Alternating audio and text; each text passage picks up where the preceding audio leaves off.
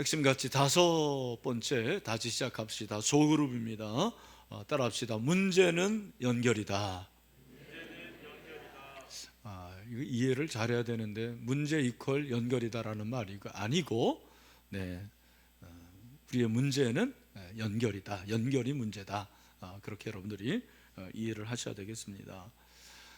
이 코로나19를 겪으면서 신조어가 생겼는데 대표적인 신조어는 역시 사회적 거리두기. 무슨 말입니까? 사회적 거리두기는 떨어져야 된다라는 거예요. 떨어지고, 그리고 밀접을 피하라, 가까이 하지 말라라는 거죠. 사회적 거리두기로 인한 결과가 물론 방역에는 효과가 있는데 우리 삶을 보면은 굉장히 어려운 결과를 낳습니다. 그 중에 하나가 고립이죠. 고립되고 또 외로움을 많이 느끼게 됩니다. 고립의 시대라는 책을 보니까 코로나19 이후에 유럽의 경우 독일 국민의 3분의 2가 외로움을 느낀다고 그랬어요. 또 네덜란드 인구 3분의 1, 스웨덴 4분의 1이 자주 외롭다고 그렇게 대답을 했습니다. 영국의 경우 8명 중 1명이 마음을 터놓을 수 있는 가까운 친구가 없다, 그렇게 대답을 했고, 심지어는 직장인들 60%가 직장에서마저도 외롭다, 그렇게 고백을 했다고 합니다. 영국은 아마 여러분 아시겠지만 오직 이 외로움이라는 것이 사회적 문제가 되어가지고 장관을 신설을 했는데 이름이 외로움 장관입니다. 외로움을 이길 수 있는, 이 문제를 해결할 수 있는 장관을 신설을 했습니다. 우리나라도 예외가 아닙니다. 사실 나 혼자라는 말이 일상이 되었습니다. 이웃을 잘 모르고 또 가까운 사이임에도 불구하고 함께 하지 못하는 것이 이런 시대가 되었습니다. 여러분, 자녀들 대학에 입학을 했는데 새내기들이 친구를 모르는 거예요. 같은 과 친구를 모르고, 선배 모르고, 후배 모르고, 교수도 제대로 만나본 적이 없게 되었습니다. 여러분, 이런 결과로 인해서 코로나 불러라는 신조어도 생겼고, 정신병자들이 점점 많아지고, 그리고 우울증이 창궐하고 있습니다. 외로움이라는 것이 굉장히 해로운 거예요. 의사들의 말에 의하면 외로움은 운동을 하지 않는 것보다 더 해롭다, 그렇게 말을 하고 있습니다. 일례로 외로움을 많이 느끼는 사람은 하루에 담배를 안 펴도 담배 15개 피를 피우는 것보다 더 건강에 안 좋다고 그래요. 이 외로움이라는 것은 알코올 중독 아니면 알코올 의존과 비슷한 그런 수준의 해를 끼친다고 말을 하고 있습니다. 교회도 코로나19 이후에 위기죠. 여러분 보시는 대로 이렇게 대그룹도 모이기가 어렵고 소그룹도 어렵습니다. 다음 세대 더 힘들어지게 되었습니다. 과연 대안이 뭘까? 여러분, 대안이 뭐라고 생각하십니까? 대안이 저는 소그룹이라고 생각을 해요. 이 코로나19 가운데서도 건강한 교회들의 특징을 찾아봤더니 소그룹이 강하다라는 거예요. 저는 우리 신일교회가 이 코로나19 가운데서도 목장이 건강하고 목장이 살아나는 그런 아름다운 공동체가 될 수 있게 되기를 주님의 이름으로 축원합니다. 우리가 지금까지 4주에 걸쳐서 핵심 가치를 살펴봤는데 우리 3부 예배 드리는 분들 기억을 잘 하리라고 생각을 합니다. 4가지, 오늘까지 이제 5가지인데 첫 번째 핵심 가치가 뭐였죠? 예배. 제가 여러분 잘 이해하라고 문장으로 그렇게 만들어 들었습니다. 같이 한번 가정의 눈물도 읽겠습니다. 시작.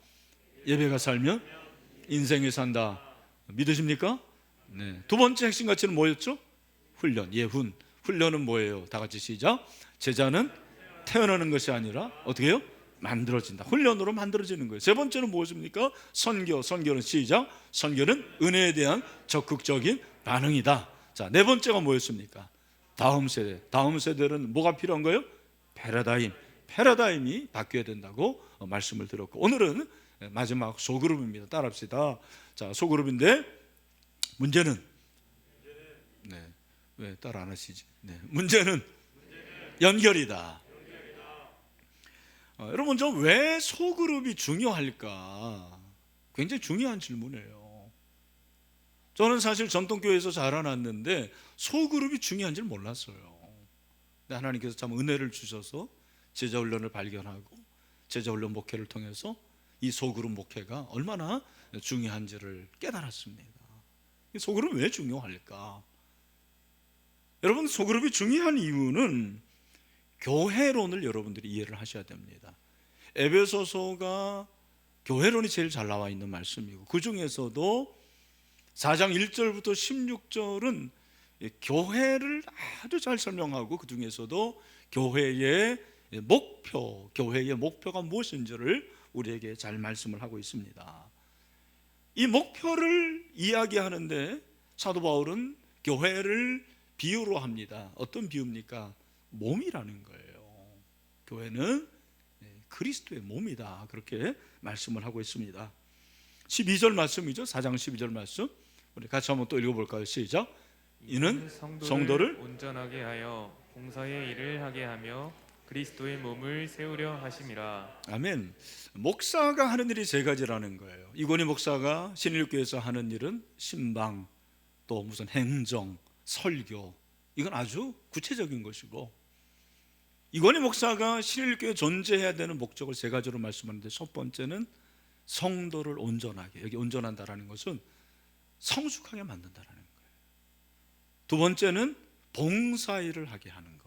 여러분들이 찬양대로 또 뭐 헌금위원, 안내위원, 주차, 이런 모든 일을 하게 하는 것이죠.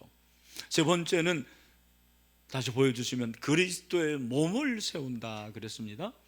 여기서 그리스도의 몸이라는 것이 무엇입니까? 바로 그리스도의 몸이라는 것이 교회라는 것을 우리에게 말씀하고 있습니다. 여러분, 그리스도의 몸, 그 그리스도의 몸은 왜 비유를 했습니까? 몸은 성장해야 돼요. 교회가 그리스도의 몸이라고 하는 것은 여러 가지 이유가 있겠지만, 사도 바울이 생각하는 교회는 성장이 돼야 된다는 거예요. 교회가 성장이 돼야 되는 것은 개인이 성장이고, 그리고 소그룹이 성장해야 되는 것을 말하는 것이죠. 오늘 그래서 15절 말씀에서 뭐라고 말합니까? 15절에서 우리에게 가르쳐 주는 것이, 다 같이 시작. 오직 사랑 안에서 참된 것을 하여 범사에 그에게까지 어떻게 해요? 잘할지라. 어떻게 하라고요? 잘할지라. 그는 머리니 곧 그리스도라. 아멘. 교회의 머리는 그리스도입니다. 교회의 머리가 그리스도라는 것은 두 가지 의미를 가지고 있습니다. 예수님이 교회의 대표성을 가지고 있다는 것이죠. 여러분, 신일교회 대표는 예수 그리스도이십니다. 이건희 목사가 대표가 아니에요. 신일교회 대표는 예수님입니다. 그래서 우리 신일교회는 대한 예수교 장로회예요. 무슨 교? 예수교. 왜 예수교인지 아십니까? 예수님이 주인이라는 거예요. 우리 신일교회는 예수님이 주인임을 선포합니다. 두 번째, 교회의 머리가 예수 그리스도라는 것은 그 머리는 중요하다라는 거예요. 대표성과 더불어서 중요성을 말합니다. 여러분, 머리가 제일 중요한 거예요. 어떻게 보면 심장도 중요하지만 머리가 중요해요. 어제부터 여러분 베이징 올림픽이 시작이 됐는데 쇼트트랙 시청하셨나요? 네, 3부는 좀 많이 신청하셨네. 2부는 말씀과 기도에 전무해가지고 네, 주일 준비하느라고 시청을 못했다고 그러더라고요. 저는 잠깐 시청을 했어요. 어제 깨달은 거, 쇼트트랙에서 반드시 헬멧을 써야 되겠구나. 넘어지는 선수들이 그렇게 많더라고요. 벽에 부딪히잖아요. 머리가 그렇게 중요한 거예요. 머리는 명령을 합니다. 통제를 합니다. 머리에 따라서, 이 머리의 모든 통치에 따라서 우리의 몸이 지금 움직이고 있는 거예요. 제가 이렇게 말하고 손짓하고 그리고 서 있는 모든 것들이 사실 머리하고 연관이 있는 것입니다. 머리가 손상이 되니까요, 쓰지 못하더라고요. 머리가 그렇게 중요한 것입니다. 예수님이 머리라는 것은 대표일 뿐만 아니라 예수님이 그렇게 중요한 것이죠. 여러분, 우리 신일교회 예수님이 가장 중심이 되는 줄로 믿습니다. 그러면 그 교회가 그리스도의 몸이기 때문에 성장을 해야 된다는 거예요. 사도 바울은 교회의 진정한 목표가 예수님에게까지 자라는 것이라고 말씀을 하고 있어요. 우리 신일교회가 더 성장해야 돼요. 이건희 목사님도 더 성장해야 됩니다. 제자 훈련 받은 형제자매 여러분, 훈련 받았다고 그것이 끝이 아닙니다. 계속해서 성장해야 됩니다. 우리 사랑하는 모든 신일의 성도들이요, 신일교회를 통해서 저는 여러분들이 영적으로 성장하게 되기를 주님의 이름으로 축원합니다. 그러면 어떻게 성장할 수가 있느냐? 그 성장의 비결을 16절에서 말씀하고 있는 거예요. 16절 말씀이 중요하겠죠? 우리 가정에 있는 분들도 한 목소리로 한번 이 말씀을 읽읍시다. 시작. 그에게서 온 몸이 각 마디를 통하여 도움을 받음으로 연결되고 결합되어 각 지체의 분량대로 역사하여 그 몸을 자라게 하며 사랑 안에서 스스로 세우느니라. 아멘. 여기 그에게서는 예수님에게서 온 몸과 각 마디가 나오는데 주목하십시오. 온 몸이 통일성이에요. 각 마디가 다양성이에요. 교회의 두 가지 속성이 통일성과 다양성인데, 온 몸 전체 하나가 마디를 통해서, 마디는 지체를 말하는 거죠. 우리 몸의 지체를 통해서 연결이 되고 결합이 된다, 그렇게 말씀을 하고 있습니다. 여기서 제일 중요한 단어가 연결이라는 단어예요. 오늘 문제는 연결이라고 그랬죠. 이 연결이라는 단어는 시나로 모르게요, 헬라어 시나로 모르게요, 몰라도 돼요. 그런데 이 단어는 특징이 뭐냐면 결합이에요. 결합. 또 하나는 결속입니다. 접속입니다. 바로 연결이라는 것은 그걸 말하는 거예요. 예수님이 머리가 되고 교회가 몸인데 여러분 한 분 한 분이 다 연결이 되어 있는 거예요. 목장이 연결이 되어 있어요. 우리 교회 127개의 목장인데 그 목장이 다 연결이 되어 있는 거예요. 그게 바로 생명이라는 것을 말씀하고 있습니다. 저는 하나님의 존재를 의심하는 분에게 말씀드리겠습니다. 몸을 한번 연구해 보세요. 인간의 몸을 연구하면 하나님이 창조했다라는 것을 인정하지 않을 수가 없어요. 우리 몸이 얼마나 신비한지 몰라요. 너무너무 신비합니다. 신녀막측이에요. 오장육부가 이렇게 서 있는데도 아래로 안 내려가고 붙어 있어요. 아침에는 눈이 뜨여집니다. 오늘 눈이 안 뜨여서 온 사람 손 들어보시길 바랍니다. 축복합니다. 신기한 거예요. 핏줄이 세상에 길이가 12만 킬로미터, 마라톤 42.195에 2800배입니다. 그리고 613개의 뼈가 있는 거예요. 이 뼈가 깨지면 피가 나옵니다. 그리고 근육이 656개. 여러분 신경이 얼마나, 여러분 아시죠? 생물에서 배웠죠. 시납스 이런 거, 시냅스인가요? 그래가지고 그 신경이 각 지체에 다 퍼져 있어요. 얼마나 신비한지 모르겠어요. 이게 바로 그리스도의 몸인데 이 모든 부분들이 지체가 연결이 되어 있는 거예요. 다 연결이 돼서 생명의 관계를 말합니다. 여러분, 소그룹이 무엇입니까? 소그룹의 정의를 여러분들이 잘 이해를 해야 돼요. 목장이 어떤 곳이냐? 목장은 진짜 양이 있고 소가 있는 곳이 아니에요. 목장은 작은 인원의 모임이에요. 소그룹의 정의가 굉장히 많은데 저는 로베르타 헤스테네스라는 사람이 헤스테네스라는 사람의 정의를 소개를 하고 싶습니다. 제가 제일 좋아하는 단어입니다. 한번 따라와 보겠습니다. 우리 같이 한번 읽겠습니다. 소그룹의 정의 시작.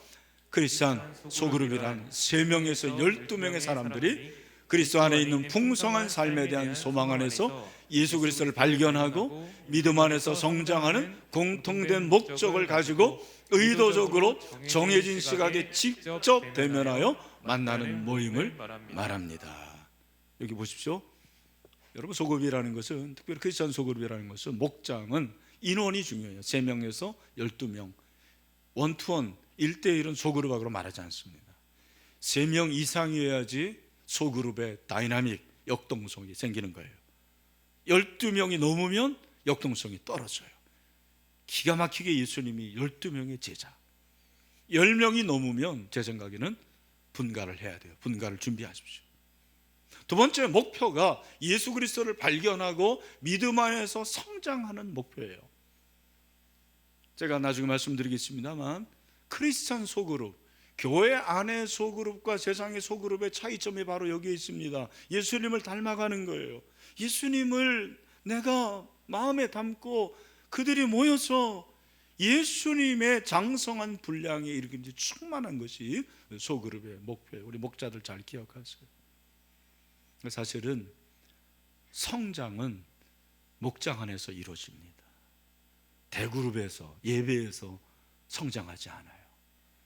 목장에서 성장하는 거예요. 목자가 너무 중요해요. 의도적, 여러분, 의도적이라는 것은 내가 원하는 게 아니에요. 교회에서 만들어줍니다.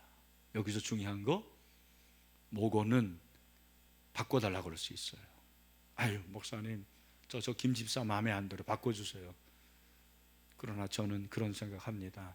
목자가 목원을 바꿔달라고 그러는 건 반칙이에요.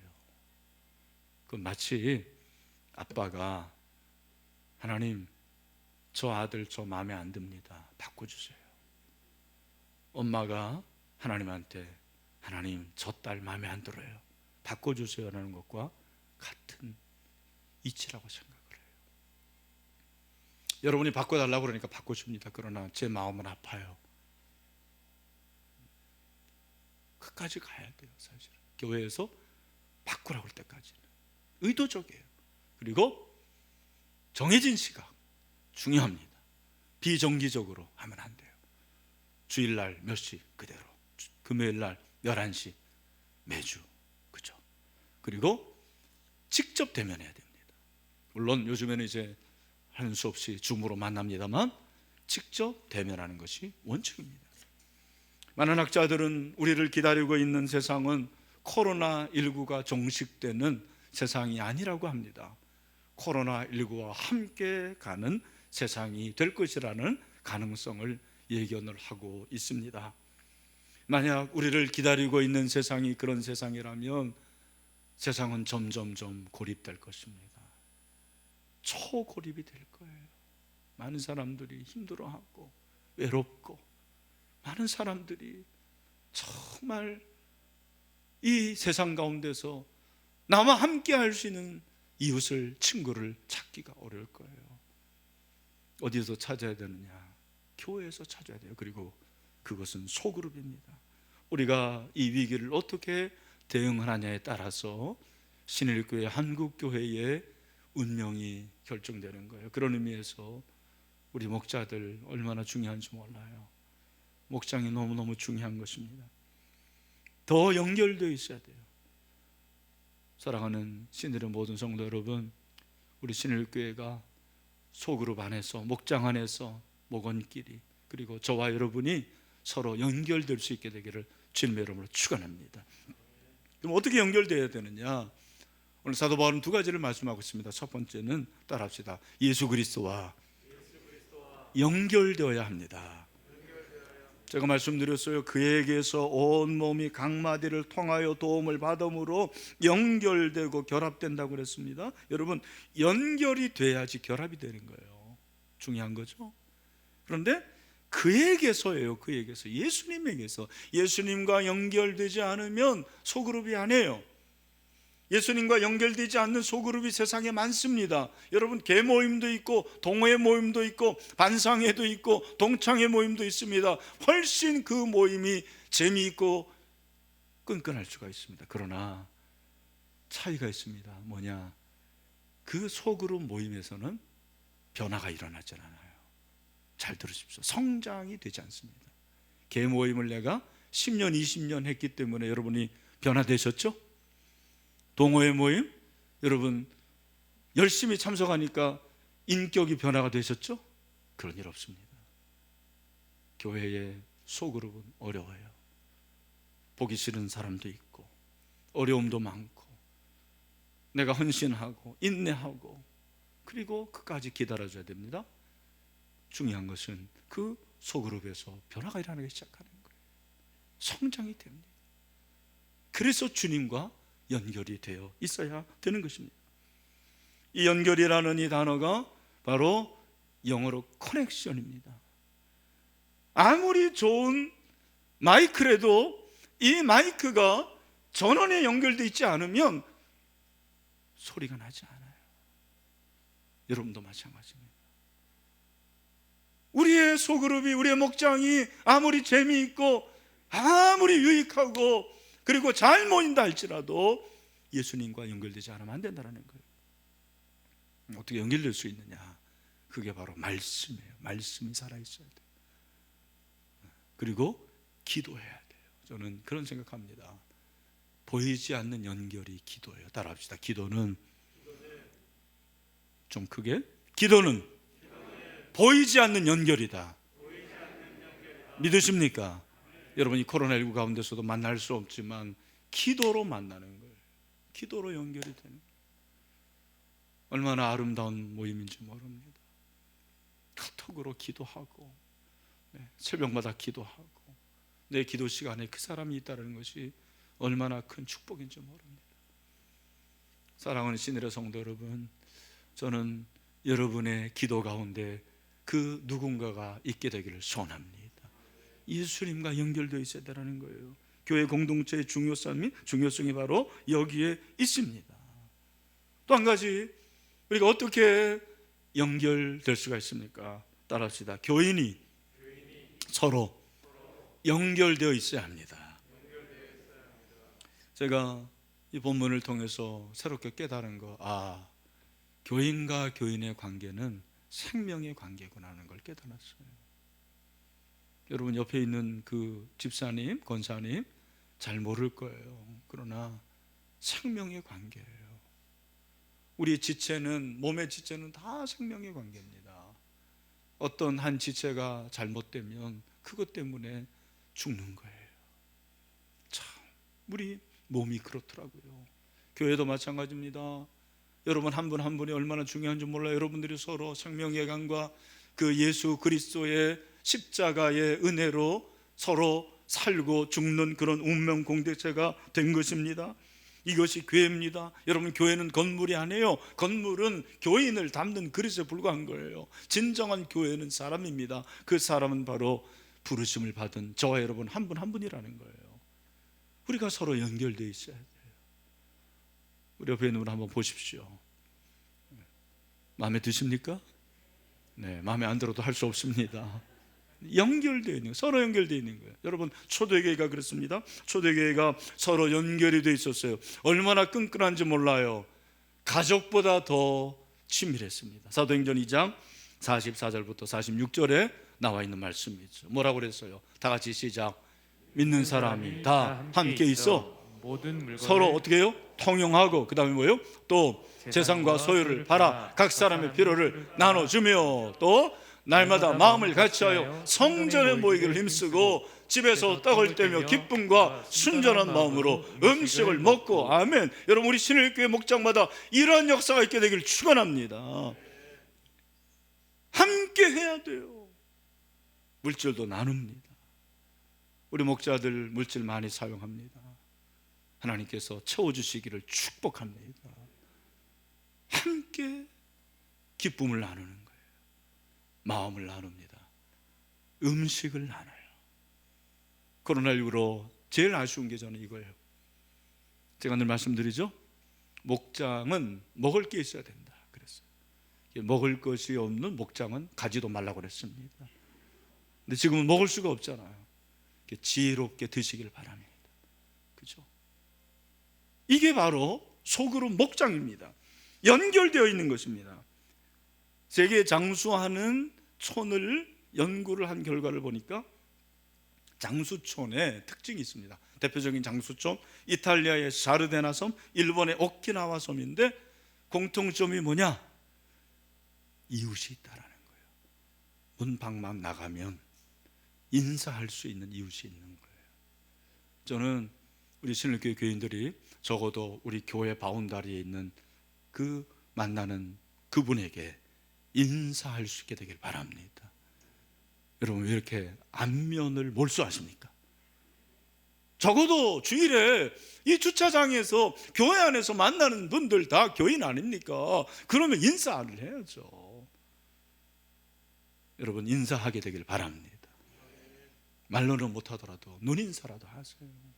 그게 교인입니다. 그게 바로 연결입니다. 유기적 관계입니다. 대그룹에서는 말씀드립니다, 은혜 받는 것이 대그룹이에요. 여러분, 예배를 통해서 은혜 받으시기를 축원합니다. 그러나 예배를 통해서는 변화되기가 쉽지 않아요. 변화는, 성장은 소그룹이에요.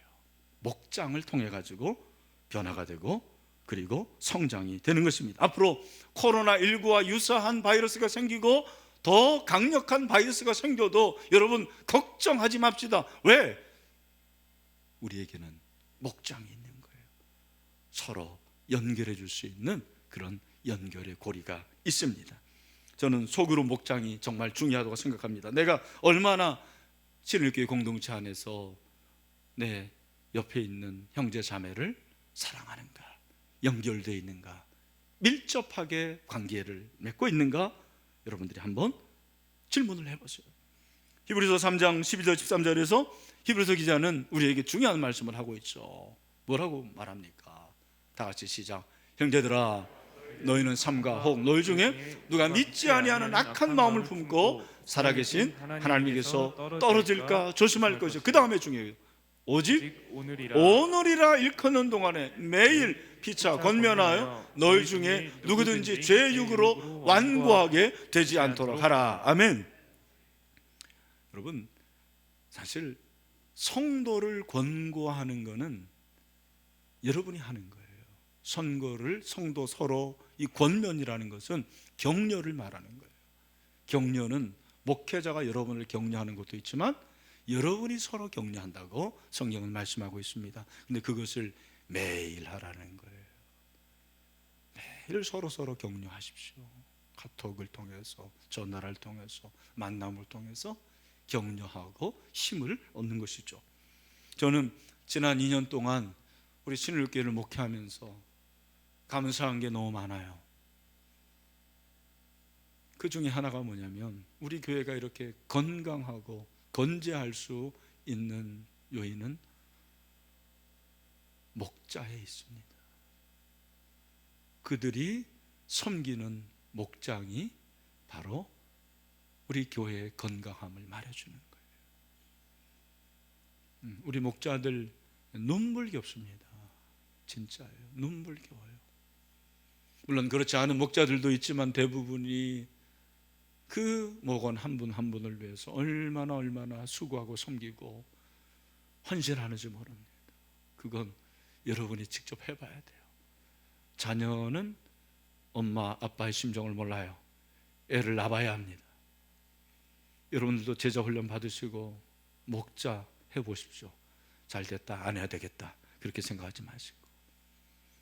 저희 딸 둘이 다 청년국의 리더입니다. 우리 지은이가 그래요. 아빠, 목회 힘들죠? 자기가 리더 해보니까 너무너무 어렵다라는 거예요. 그게 바로 영혼을 돌보는 사람의 고백이에요. 영혼을 돌보는 것보다 어려운 일은 없어요. 그러나 영혼을 돌보는 일보다 보람된 일도 없습니다. 이 일을 하는 거예요. 우리 목자들이 작은 목사입니다. 목장은 작은 교회예요. 우리 목자들이 저의 동역자예요. 이건희 목사의 마음을 제일 잘 아는 사람은 이분들입니다. 제가 마음 놓고 마음 놓진 않지만 안식월을 떠날 수 있는 것도 이분들이 있기 때문입니다.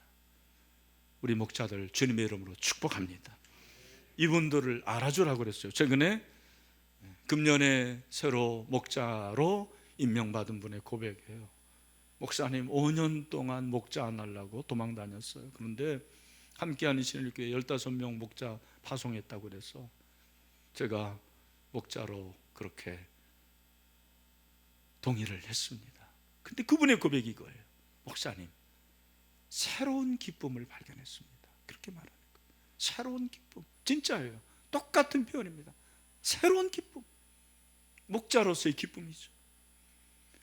제가 설교를 마무리하면서 여러분들에게 부탁을 하나 드립니다. 꼭 목장에 소속하시기를 바랍니다. 20년의 목회 결론 중에 하나는 교회의 성장은 소그룹에 달려있고 개인의 영적 성장도 소그룹에 달려있는 거예요. 우리 새가족들 목장에 소속되어 있지 않으면, 물론 그 사람의 신앙이 좋고 동기심이 강하면 얼마든지 교회에 뿌리 내릴 수가 있습니다. 그러나 10중 8구 떨어집니다. 제가 경험해 보니까 목장에 소속이 돼야 돼요. 목장에서 서로 울고 웃고 목장이 재미있어야 돼요. 목장에서 나의 마음을 내놓을 수 있어야 됩니다. 그럴 때 신앙이 성장이 되고 변화가 일어나는 것입니다. 교회 생활을 오래 하고 재미있게 하려면 목장에 소속이 돼야 됩니다. 목장 안에서 연결이 돼야 돼요. 서로 친밀해야 되는 것이죠. 아까 말씀드린 고립의 시대 저자 노리나 허츠는 이런 말을 합니다. 한번 들어보십시오.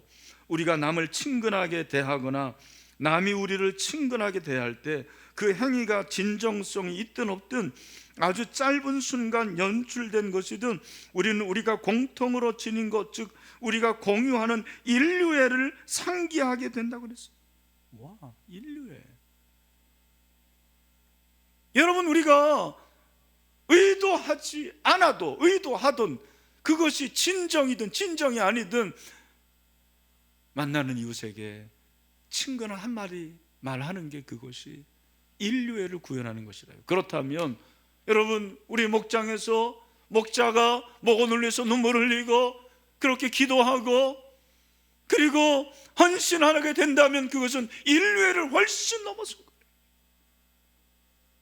여러분, 목장에서 참 견디기 힘들지만 그 목원을 위해서 내가 참아주고 인내해주고 격려해준다면 그건 인류애를 훨씬 넘어선 그리스도의 사랑을 구현하는 거예요.